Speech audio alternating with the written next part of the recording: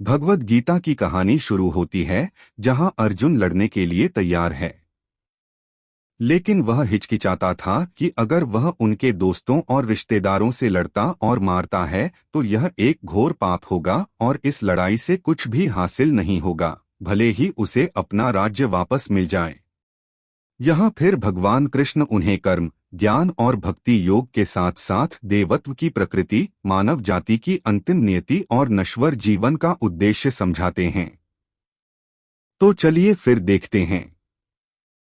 एक श्री कृष्ण बोले, हे अर्जुन, तुम्हें उस असमय में ये मोह माया किस हेतु प्राप्त हुआ? क्योंकि यह ना तो श्रेष्ठ पुरुषों द्वारा आचरित है और ना स्वर्ग को देने वाला और ना ही कृतकों को करने वाला ही है। इसलिए हे अर्जुन, नपुंसकता को मत प्राप्त हो, हृदय की तुच्छ दुर्बलता को त्याग कर युद्ध के लिए खड़े हो जाओ। हे अर्जुन, तू ना शौक करने योग्य मनुष्य के लिए शोक करता है और पंडितों से वचनों को कहता है, परंतु जिनके प्राण चले गए हैं उनके लिए और जिनके प्राण नहीं है उनके लिए भी पंडित जन शौक नहीं करते। हे अर्जुन, सर्दी गर्मी और सुख दुख को देने वाली इंद्रियां और विषयों के संयोग को उत्पत्ति विनाशशील और अनित्य है, इसलिए इसको तुम सहन करो। जो इस आत्मा को मारने वाला समझता है तथा जो इसको मरा मानता है, वह दोनों ही नहीं जानते, क्योंकि यह आत्मा वास्तव में ना तो किसी को मारता है और ना किसी के द्वारा मारा जाता है। यह आत्मा किसी के काल में भी ना तो जन्मता है और ना मरता है तथा नए उत्पन्न होकर फिर होने वाला ही है, क्योंकि यह जन्मा नृत्य सनातन पुरातन है, शरीर के मारे जाने पर भी या नहीं मारा जाता। जो पुरुष इस आत्मा को नाश रहित, नित्य, अजन्मा और अव्यय मानता है, वह पुरुष कैसे किसी को मरवाता है और कैसे किसको मारता है। श्रीमद् भगवद गीता।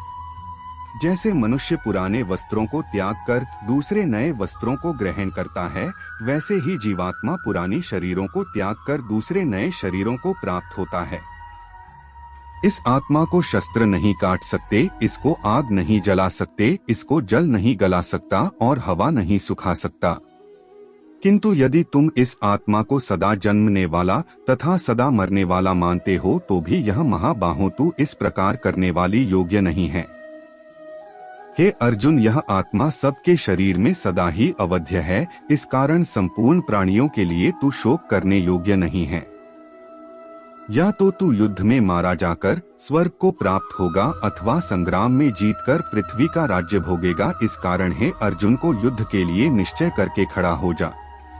जय पराजय, लाभ हानि और सुख दुख को समान समझकर उसके बाद युद्ध के लिए तैयार हो जाओ। इस प्रकार युद्ध करने से तू पाप को नहीं प्राप्त होगा।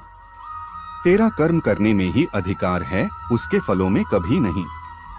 इसलिए तू कर्मों के फल का हेतु मत हो तथा तेरी कर्म न करने में भी आसक्ति ना हो।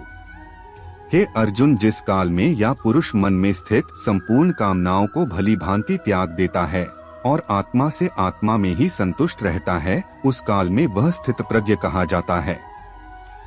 दुखों की प्राप्ति होने पर भी जिसके मन में उद्वेग नहीं होता, सुखों की प्राप्ति में जो सर्वथा निस्पृह है तथा जिसके राग, भय और क्रोध नष्ट हो गए हैं, ऐसा मुनि स्थिर बुद्धि कहा जाता है। इसलिए साधक को चाहिए कि वह उन संपूर्ण इंद्रियों को वश में करके समाहित स्थित हुआ मेरे प्राण होकर ध्यान में बैठे, क्योंकि जिस पुरुष की इंद्रियां वश में होती हैं, उसी की बुद्धि स्थिर होती है। विषयों की चिंतन करने वाले पुरुष की उन विषयों में आसक्ति हो जाती है, आसक्तियों से उन विषयों की कामना उत्पन्न होती है और कामना में विघ्न पड़ने से क्रोध उत्पन्न होता है।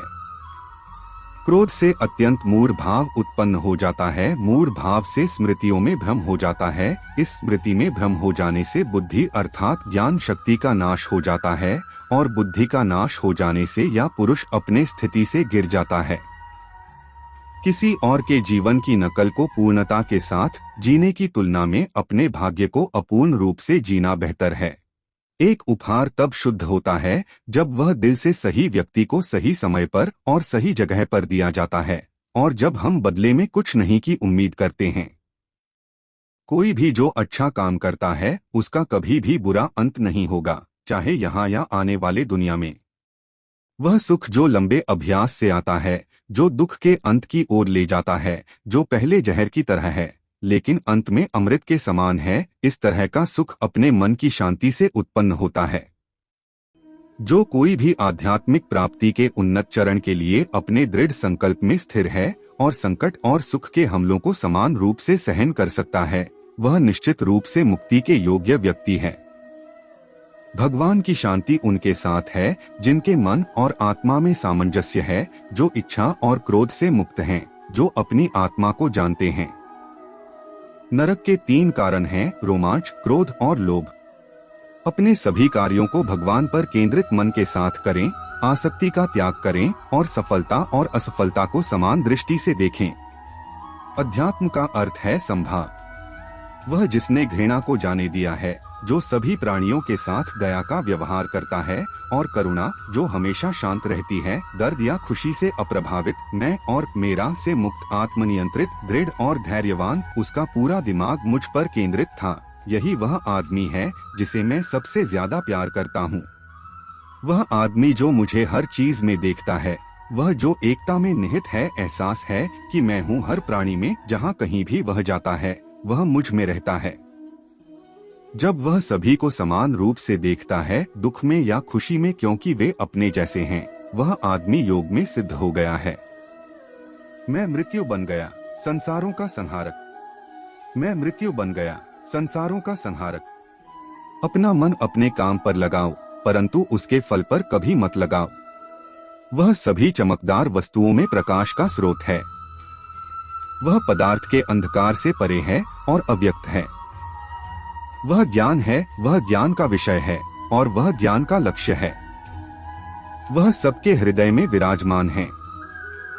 हम वही देखते हैं जो हम हैं, और हम वही हैं जो हम देखते हैं। करुणा द्वारा निर्देशित सभी कार्य सावधानी से करें।